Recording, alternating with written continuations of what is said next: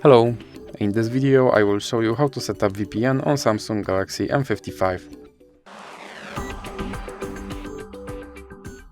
So you have to start by opening your Google Play Store, then click on search bar and type in Turbo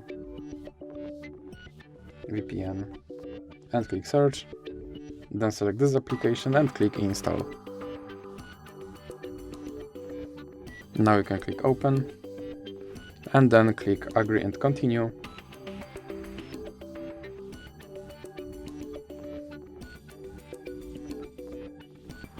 Now you can close this ad and now click allow and consent. Now you can click this button and then click OK to start your VPN. Now you can close this ad, and as you can see, now I'm connected to VPN in United States. So that's it for this video. If you liked it, please remember to leave like and subscribe.